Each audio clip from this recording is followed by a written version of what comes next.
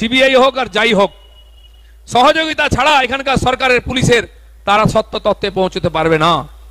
আজ এই ধরনের ঘটনা যখন হয়, যখন আমরা আন্দোলন করি, লোক আমাদের বলেন, দাদা কতদিন আর সহ্য করব? রাষ্ট্রপতি শাসন কি হয় না?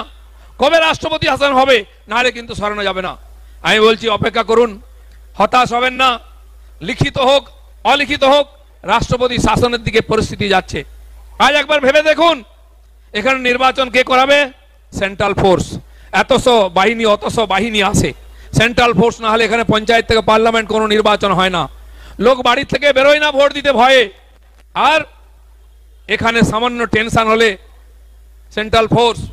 বুদ্ধদেব বাবুর সময় তসলিমা নাসরিনের বিরুদ্ধে এখানকার মৌলবাদীরা আওয়াজ তুলে রাস্তায় নেমেছিল, তখনও পুলিশ তুলে নিয়ে সেনা নামানো হয়েছিল। এখানকার পুলিশ এত অকম্মা, কারণ এর উপরে কারো কোনো ভরসা নাই। তাই নির্বাচন থেকে আরম্ভ করে বিশ্বভারতী বিশ্ববিদ্যালয়ে কে শান্তি শৃঙ্খলা রক্ষা করবে? সুরক্ষা সেন্ট্রাল ফোর্স, সিআইএসএফ। রাজভবনের কে রক্ষা করবে? সিআইএসএফ। আরজি করে কে রক্ষা করবে? সিআইএসএফ। হাজারদুয়ারি থেকে একাধিক মনুমেন্টে, আজ বাকি মেডিকেল কলেজ ইউনিভার্সিটি থেকেও এই আবেদন আসছে।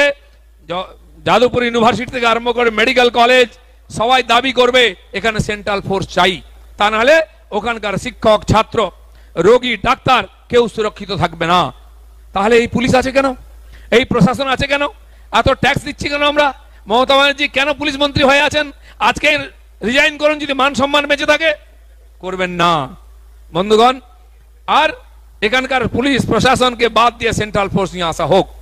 এখানে একটা খুন হয়ে যাক, একটা চুরি হোক, অন্য অপরাধ হোক, লোক আওয়াজ তুলবে সিবিআই চাই, সিবিআই চাই। ঘুষ হোক, জালি টাকার নোট ব্যবহার হোক, যাই হোক, সিবিআই চাই, ইডি চাই। আজ দেখুন 50-100 কেস সিবিআই ইডির হাতে চলে যাচ্ছে। তো শান্তি শৃঙ্খলার জন্য সেন্ট্রাল বাহিনী সিআইএসএফ, দুর্নীতি হত্যা অপরাধের তদন্তের জন্য সিবিআই ইডি। তাহলে সরকার কি করছে? এখানে ঘাস কাটছে বসে বসে। তো এই সরকার যাকে মানুষ ভোট দিয়ে জিতিয়েছে কেন রাখা হয়েছে? ওই মুখ্যমন্ত্রী কেন বসে আছেন? লজ্জা করা উচিত।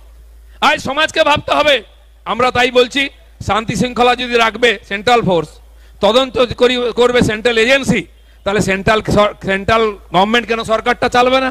যদি জম্মু কাশ্মীরে হতে পারে শান্তির মধ্যেও রাষ্ট্রপতি শাসন, পশ্চিম বাংলায় তো আজকে শিক্ষা নাই, স্বাস্থ্য নাই, খেলাধুলো নাই, চিকিৎসা নাই, আইন শৃঙ্খলা নাই, একটা পরীক্ষা শান্তিতে হয় না, সেখানে কোশ্চেন ফাঁস হয়ে যায়।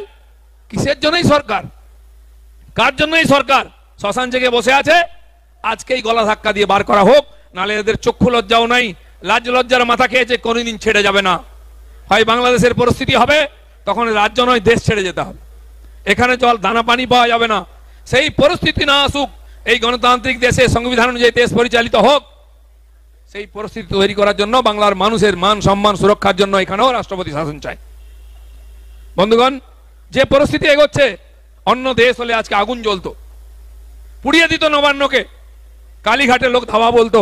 কিন্তু ভারতবর্ষ তথা পশ্চিমবাংলার মানুষ গণতন্ত্রপ্রেমী মানুষ। এই দেশ সংবিধানের আধারে চলে। আমরা জনগতভাবে গণতান্ত্রিক, ধর্মনিরপেক্ষ। আমরা কখনো নিয়মের বাইরে যাই না, গণতন্ত্রের আধারে থেকে শান্তিপূর্ণ আন্দোলন করি। সেটাই পশ্চিমবাংলায় হচ্ছে। তাই সমাজের সমস্ত স্তরে আজকে আন্দোলনের আঁচ পৌঁছে গেছে।